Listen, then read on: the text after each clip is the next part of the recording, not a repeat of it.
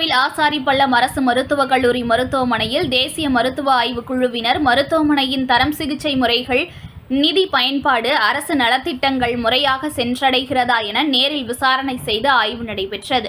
கன்னியாகுமரி மாவட்டம் நாகர்கோவில் ஆசாரிப்பள்ளம் அரசு மருத்துவக் கல்லூரி மருத்துவமனைக்கு கன்னியாகுமரி மாவட்டம் மட்டுமின்றி நெல்லை, தூத்துக்குடி, தென்காசி ஆகிய மாவட்டங்களிலிருந்தும் ஏராளமான நோயாளிகள் சிகிச்சைக்காக வருகின்றனர். இங்கு மகப்பேறு, நரம்பியல், எலும்பு முறிவு, கண், காது, மூக்கு, தொண்டை போன்ற பிரிவுகளில் தினமும் அறுவை சிகிச்சைகள் நடக்கின்றன.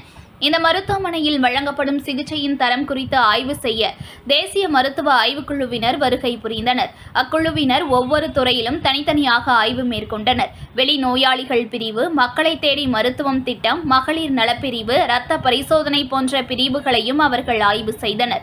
மருத்துவமனையின் தரம், சிகிச்சைகள் முறைகள், நிதி பயன்பாடு, அரசு நலத்திட்டங்கள் முறையாக சென்றடைதல் போன்ற பல அம்சங்கள் குறித்து ஆய்வு செய்யப்பட்டது.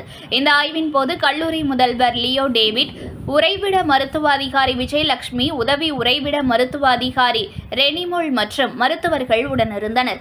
முன்னதாக அரசு மருத்துவக் கல்லூரி மருத்துவமனையில் அரசு ஒப்பந்த ஊழியர்களாக பணிபுரியும் பணியாளர்கள் தங்களுக்கு மாத ஊதியம் முறையாக வழங்கப்படவில்லை என ஆய்வுக்கு வந்த குழுவினரிடம் புகார் தெரிவித்தனர். இதையடுத்து அவர்களிடம் விசாரணை நடத்திய குழுவினர் இது தொடர்பாக விசாரணை நடத்தி உரிய நடவடிக்கை எடுக்கப்படும் என உறுதியளித்தனர். கன்னியாகுமரி மெடிக்கல் காலேஜ் ஆசாரிப்பள்ளம் மருத்துவமனை 23 ஆண்டுகளாக ஒப்பந்த பணியில் பணிபுரிந்திருக்கிறோம். எங்களுக்கு வெறும் 8,000 தான் ஊதியம்.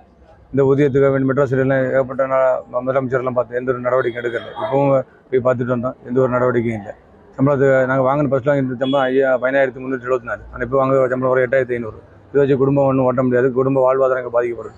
அது மீண்டும் எங்களுக்கு அரசு நிர்ணயித்த அரசு ஊழியருக்கு கொடுக்குற நியமன ஊதியம் எங்களுக்கு மீண்டும் வழங்க தமிழ்நாடு அரசு தலைமையை கேட்டுக்கொள்வோம். ஏற்கனவே தேர்தல் வாக்குறுதிகள் நம்ம தேர்தல் 153 தேர்தல் வாக்குறுதிகள் இருக்குது. ஒப்பந்த டெம்பரரி சட்டத்தை உட்பட்டு பெர்மனன்ட் பண்ணுவோம். செய்திகளை உடனுக்குடன் தெரிந்து கொள்ள லைக் பண்ணுங்க, ஷேர் பண்ணுங்க, சப்ஸ்கிரைப் பண்ணுங்க, மறக்காம கமெண்ட் பண்ணுங்க.